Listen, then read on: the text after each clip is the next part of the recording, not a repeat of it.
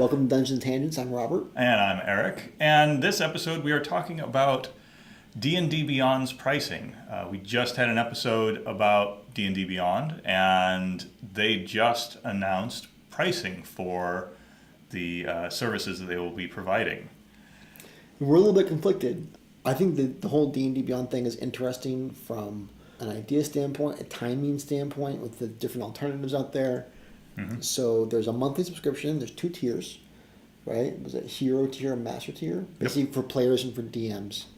And then there's the one-time kind of premium pricing for books. So you can buy the PHB, you can buy all that. So the SRD, my understanding is that's the basic rules, which they have released as open gaming. Right. So anybody can take that and roll with it. It's effectively pseudo-public domain. Well, right. It's open gaming license, which means you do have to adhere to certain guidelines.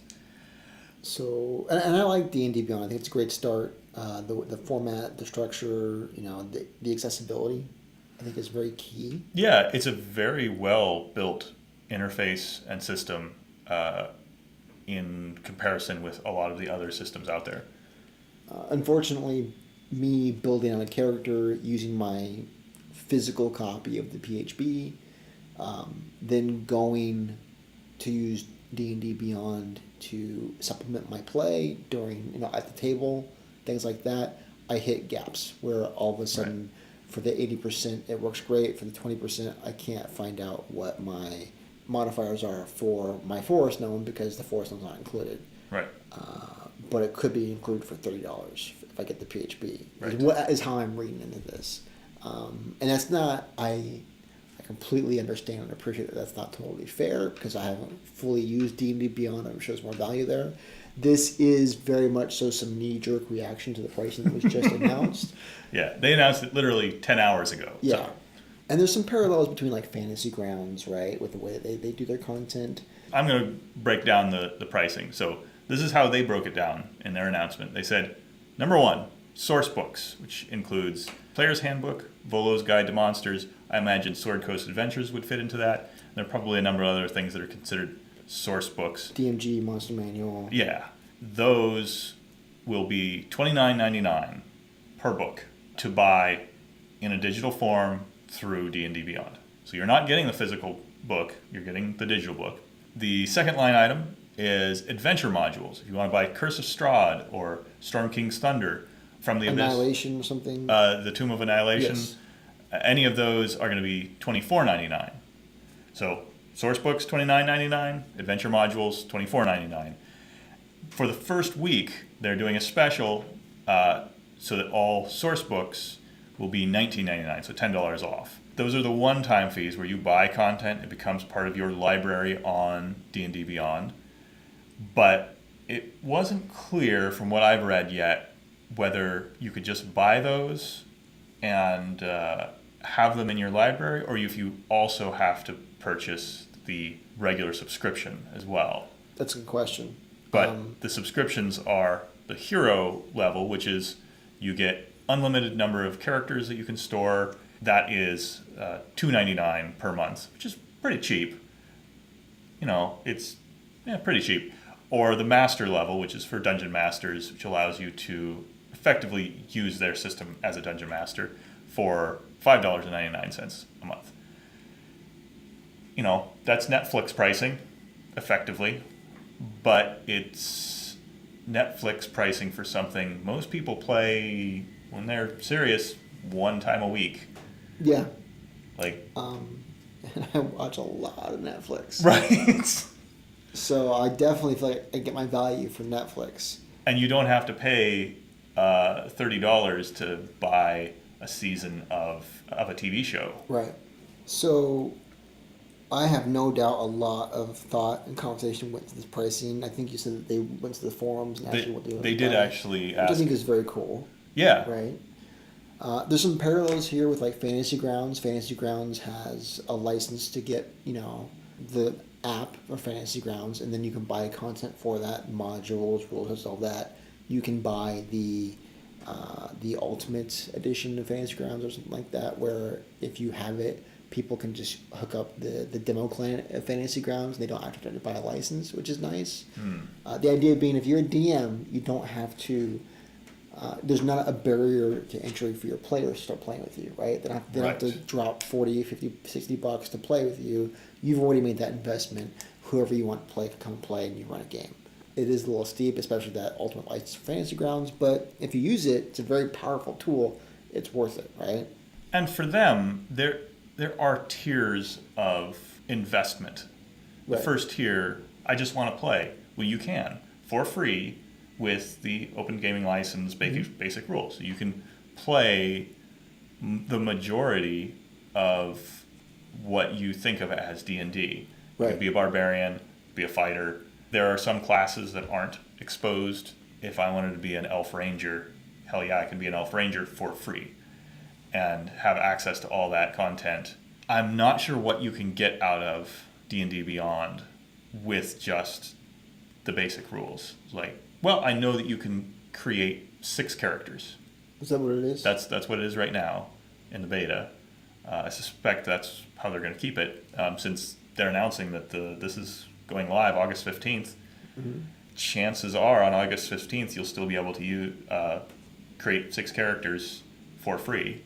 Yeah, essentially the free one will be the trial one that they're going to want you to pay for the recurring subscription and the premium stuff, and you're never going to do that if you don't get to try it first, right? Yeah. So it's very smart. And that's, I mean, for you and I, what I want out of D&D and Wizards of the Coast is for them to make it as accessible as possible to as many people as possible.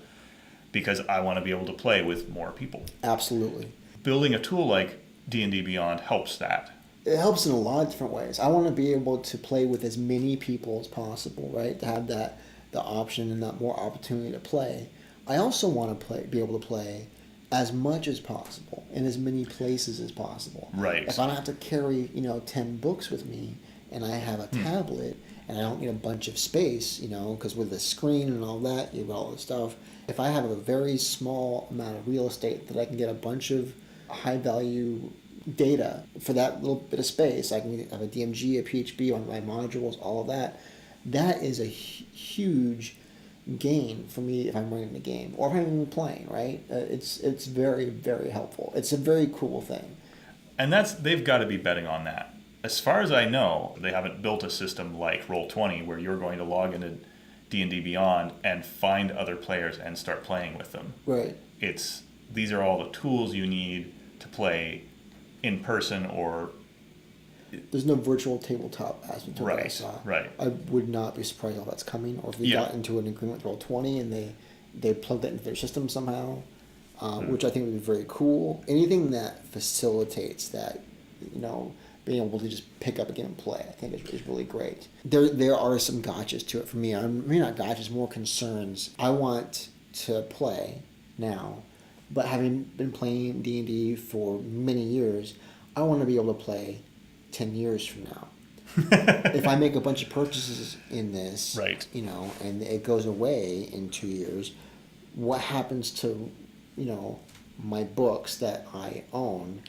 And that's always the concern when people get into digital rights management concerns. Well, but Kindle, that was a concern of people when the Kindle first came out. If you look at Fantasy Grounds is a client that sits locally. Yeah. The things that I buy are modules that load in, right? It's true. If Fantasy Grounds goes out of business tomorrow, which I hope they don't, but if they do, the things that I own, I have a backup of. I can slide them in there and I can make that work. For a hosted solution, if they go away, have they thought about what that will look like? It's one of the thoughts in the back of my head that makes me not want to make a big investment in this. Right. I'm more than happy to buy the books because I know those books will be there. Buy a bunch of PDFs on Drive-Thru RPG or D&D Classics. Because then those are yours, they're on your device. And I've got a backup of those, and I know they'll be there, right?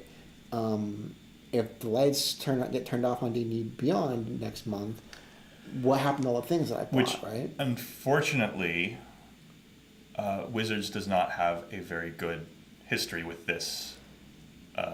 It does feel like I've been to this dance before. Right.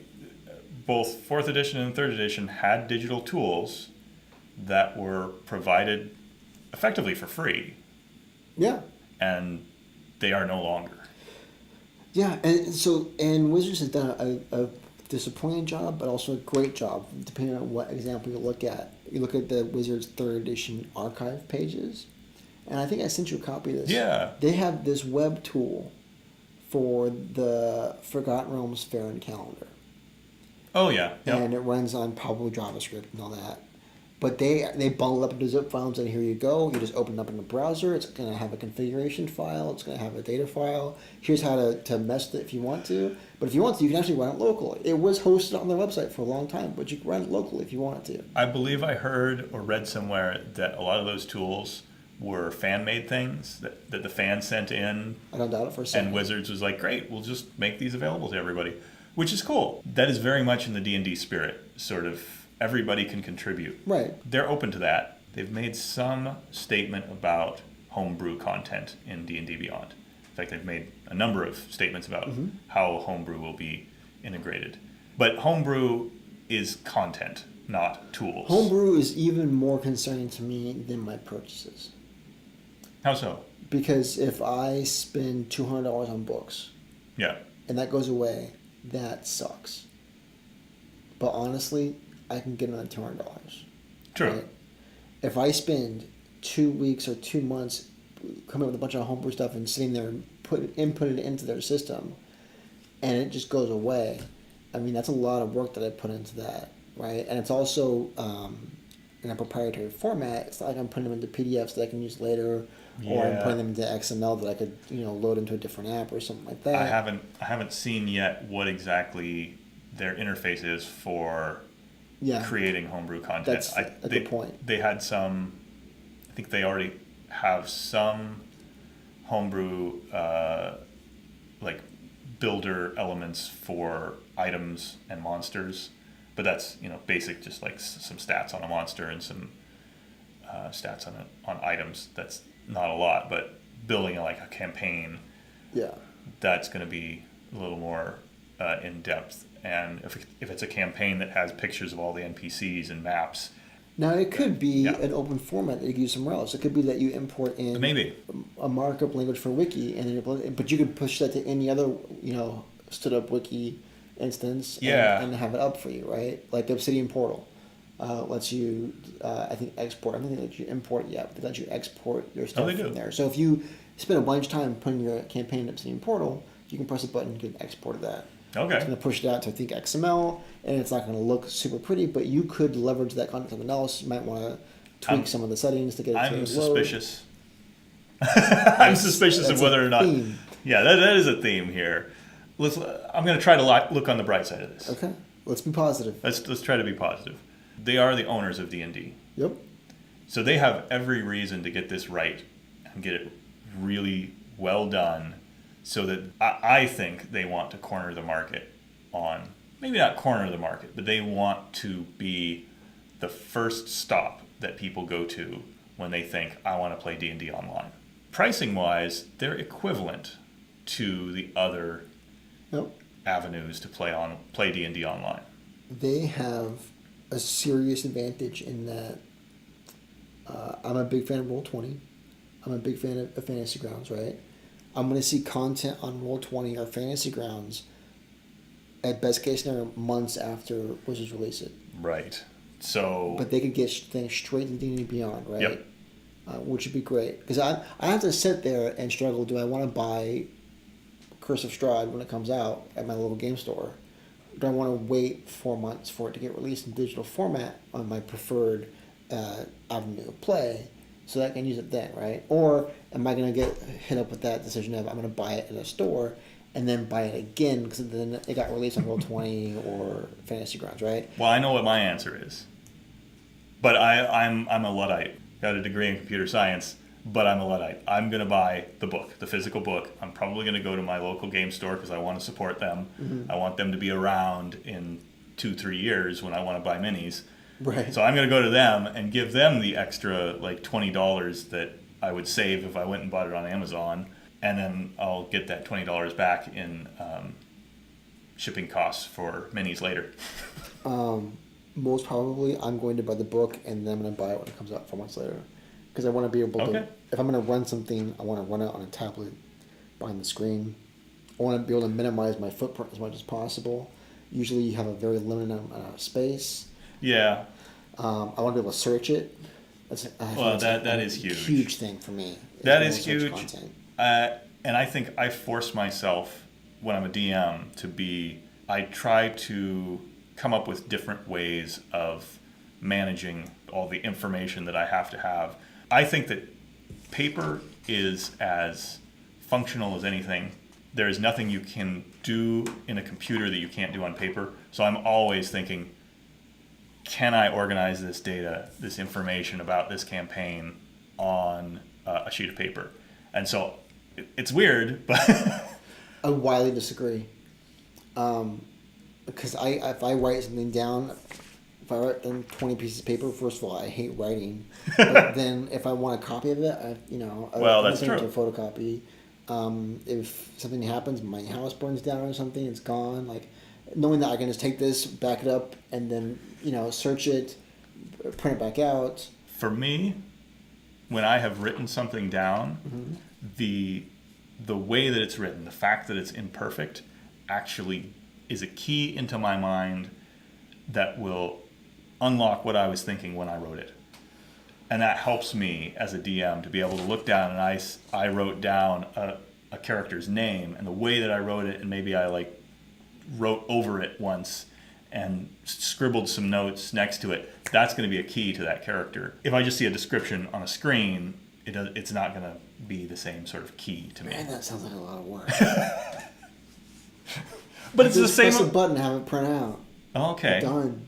Yeah. And type. I can type fast. I write very slow. Yeah.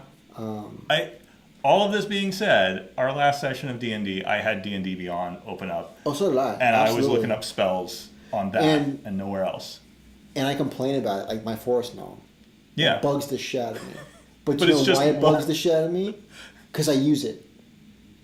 Right. If I never used it, I wouldn't care what was missing or not. But it's just one attribute modifier. Yeah, it's not a big deal. But And it bugs me because I want to use it. Yeah. It's a good product. It's easy to use. I want to use it. Oh, right. And you want to be able to build your character in it and have your character sitting there and have it be an actual forest gnome, not a rock gnome or a deep gnome. But I think it's an important thing to just kind of call it that. If it was crap, I wouldn't care what was missing. That's true. Because I would never use it, right? It bothers me that it's missing because I really enjoy using it. And I want to be able to use it to its full potential. And it's obvious that I'm going to have to make an investment for that to happen, and I'm going to be doing that. But I don't know. We're going to vent a little bit before we do that. But most likely we're going to come around and make that investment. We'll see. I am such a penny pincher. I think the big thing will be how well they handle it in the future. Mm-hmm. Typically, once a new edition has come out, they've kind of sunsetted the old edition. Going forward, if it's something that can evolve with the editions and like my homebrew content that's put in there, I can move forward with any new things that come out. If they do it in a way that consciously accommodates that, plans for that, has that in mind when they move forward, and it's not a new product, it's an evolution of that product that builds off that functionality. That would be very strong, and I would feel taken care of instead of kind of abandoned when I put a bunch of work and money into something, and then that something just kind of goes away. And the other thing that if they do it right will pay off for them is if they are good about getting their paper content and their D&D Beyond content synced up. Yep. Then they're going to beat out the competition, the competition they created of Roll20 and Fantasy Grounds, and people are going to flock to them. And that being said, I will say nothing is ever going to beat me going to my bookshelf or storage unit, pulling out a 20-year-old book, opening it up, hearing the spine crack, and just that book smell and that kind of hissing sound of like pushing the pages across and just that's the best. I love the digital solutions, and they supplement the gaming, but I really like them when I'm gaming, but when I'm rolling up a character or I'm doing something, basically when I'm alone and I don't have to worry about how much space I'm taking up, I love a book. Yeah. Just sitting there with a book. As a DM, I love the process of taking thoughts and putting them on paper, whether it's a map or description of something. I do use Evernote a lot, but I just need very raw tools to build a campaign and to translate a campaign that exists into what I'm going to do in the gaming session. So I'm skeptical of my personal use of this tool. I'm hopeful. Yeah. All right, I think that is it for this episode. I'm skeptical, and he's optimistic. I'm hopeful. Very hopeful. Thanks for watching. Thanks for watching.